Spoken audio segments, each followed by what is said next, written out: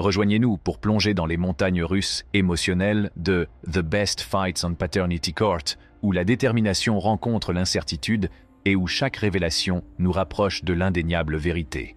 Dans la salle du tribunal de paternité, une jeune femme nommée Miss Austin se retrouve pour la 3e fois confrontée à la même question.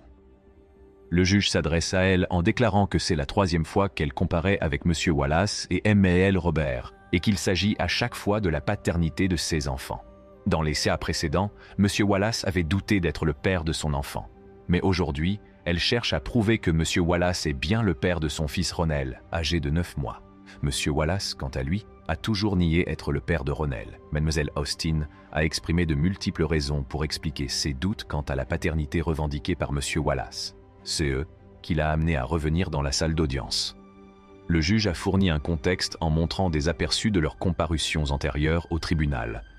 Le juge a également souligné que M. Wallace avait eu un autre enfant avec Mlle Austin et s'est demandé s'il aimait ses enfants mais pas leur mère. M. Wallace a reconnu sa paternité après que la juge ait raconté les événements. Le juge Lauren a exprimé sa déception face à la maladresse de la situation. Au cours de la procédure, M. Wallace s'est tenu du côté de la défense avec Ronell. Interrogé, il a confirmé qu'il s'était remis avec Mlle Robert, mais a admis qu'il avait toujours une relation avec les deux femmes, puisque Mlle Robert était maintenant enceinte, potentiellement de son enfant. Le juge a ensuite donné à la mère de Ronell l'occasion d'exprimer son point de vue.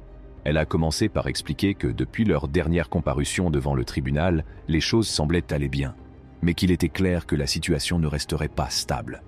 Elle a mentionné que M. Wallace se remettait encore de leur précédente relation et qu'elle était tombée enceinte de Ronell. Pendant ce temps, Mlle Robert attendait également un enfant.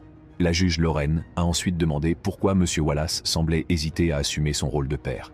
Il a répondu en se demandant si Ronell était vraiment son enfant, compte tenu de l'historique des relations et des grossesses avec les deux femmes.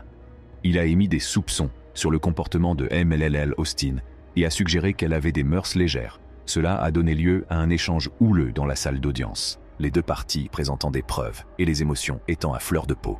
Des accusations ont été échangées et M. Wallace a laissé entendre que Mlle Austin avait eu des relations avec plusieurs partenaires. Elle s'est défendue en affirmant qu'il la connaissait bien et qu'il continuait à avoir des relations avec elle. Après un échange tumultueux de preuves et d'émotions, le tribunal a finalement rendu son verdict. Le juge a déclaré que M. Wallace était le père de Ronell, réglant ainsi le conflit de paternité qui les opposait.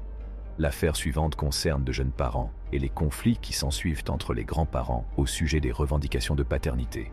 Mlle Sissom et sa fille adolescente Destiny comparaissent devant le tribunal pour établir la paternité du fils de Destiny, Osiris, âgé de 8 mois, en déclarant qu'Anthony Taylor est le père. Mlle Riley, qui s'oppose à cette demande, affirme qu'Anthony Taylor n'est pas le père biologique d'Osiris. Au début de la procédure, Mlle Sissom et Destiny confirment leur position sur la paternité d'Osiris en CE qui concerne Anthony Taylor. En revanche, Mlle Riley reste confiante dans son affirmation. L'atmosphère de la salle d'audience s'alourdit lorsque les deux grands-mères défendent passionnément leur point de vue. Au milieu d'échanges émotionnels, Mlle Sissom exprime ses inquiétudes quant aux interactions de Destiny avec Anthony Taylor, suggérant leur réunion secrète. Mlle Riley répond par des allégations de malhonnêteté, laissant entendre que Destiny a utilisé sa fille comme excuse. La tension dans la salle d'audience monte d'un cran lors du débat sur les visites de Destiny au domicile d'Anthony Taylor. La juge Lauren intervient, recentrant le débat sur la question centrale, la vérification de la filiation biologique d'Osiris. La juge souligne l'importance de résoudre cette question étant donné son importance. La juge Lauren confirme qu'Anthony Taylor est le père biologique d'Osiris dans l'affaire concernant le petit Osiris Taylor, âgé de 8 mois. Miss Williams a comparu devant le tribunal avec S.A., deux sœurs, empêtrées dans un conflit de paternité lié au passé de leur mère aux mœurs légères. Le trio cherche à découvrir la vérité, affirmant que leur mère, Madame Liddell, a été malhonnête. Ils ont affirmé que son comportement avait affecté leur éducation, les poussant à demander un test de paternité. Interrogée par le juge sur les raisons qui l'ont poussée à demander un test de paternité, Mlle Williams a expliqué qu'elle se sentait souvent étrangère à ses sœurs en raison de son jeune âge. Elle a senti un décalage et a pensé que la clarification de leur paternité pourrait éclairer sa situation. Cependant, Madame Liddell a interprété différemment le sentiment de sa fille, affirmant que la demande de test de paternité n'était qu'un autre exemple de manipulation. Une autre des sœurs Williams qui a eu l'occasion de s'exprimer, a raconté son éducation.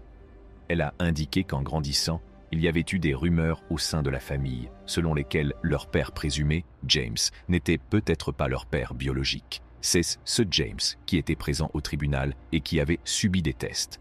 Le récit de ces événements s'est transformé en un échange houleux où les voix se sont élevées. Le juge est intervenu pour rétablir l'ordre, reconnaissant que la communication de la famille était chargée de tensions émotionnelles. Le juge s'est ensuite tourné vers Madame Liddell, lui demandant si elle avait une idée de la paternité des sœurs. Madame Liddell a exprimé son incertitude, admettant qu'elle ne savait pas qui pouvait être leur père. Interrogé directement, le père présumé, James, a également avoué son ignorance quant à la paternité des sœurs, jetant un doute sur leur relation. La conversation s'est intensifiée lorsque James a été interrogé sur son rôle de père. Les sœurs l'ont accusé de ne pas se comporter comme un père, ce à quoi il a répondu sur la défensive. Lorsque les résultats du test de paternité ont été révélés, il est apparu qu'une seule des sœurs partageait la paternité biologique avec M. Williams. Cette révélation a brisé le lien entre les sœurs. Les résultats indiquent que Jasmine Williams est bien la fille biologique de M. Williams. En revanche, Lisa Williams et Jamie Williams n'avaient pas de lien biologique avec lui. Les conséquences émotionnelles sont évidentes. Jamie Williams a reproché à James de ne pas l'avoir informé de la vérité, ce à quoi il a répondu qu'il ne possédait pas lui-même cette connaissance.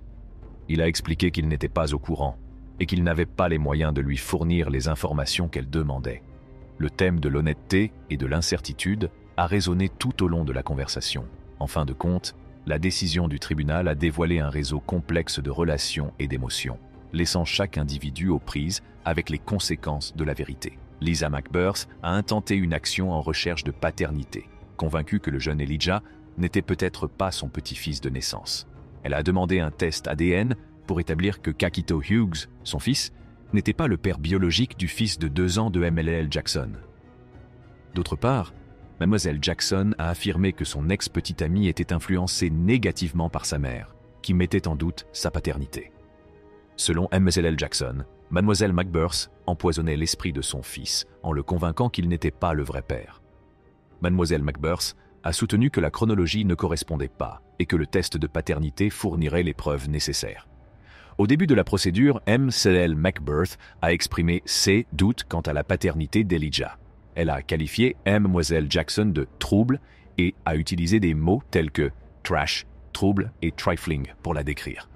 Elle a affirmé qu'Elijah ne ressemblait en rien à sa famille, laissant entendre qu'ils ne partageaient pas leurs traits génétiques. Mademoiselle Jackson estime avoir joué un rôle important dans la vie de M. Hughes, mais la famille de ce dernier n'est pas d'accord. La question portait sur l'apparence raciale d'Elijah.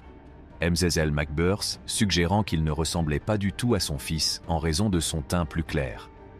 Interrogés sur la durée de leur relation, ils ont indiqué qu'elle avait duré 15 à 18 mois.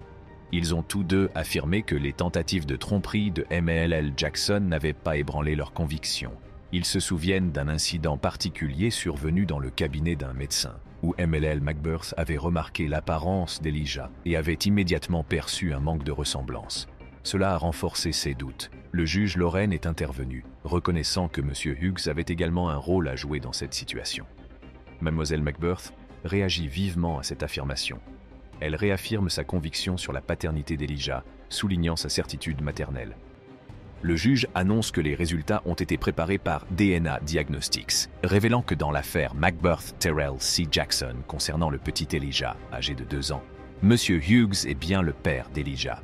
Cette révélation a conforté la confiance de MLL McBirth, tandis que les affirmations de MLL Jackson ont été démenties. La vérité est apparue grâce au test ADN concluant, et la décision du juge a réglé le conflit de paternité concernant le jeune Elijah. Ces affaires ont bouleversé nos esprits. Que pensez-vous de tout cela? Faites-le nous savoir dans la section des commentaires ci-dessous et pour d'autres vidéos révélatrices de vérité, abonnez-vous à notre chaîne.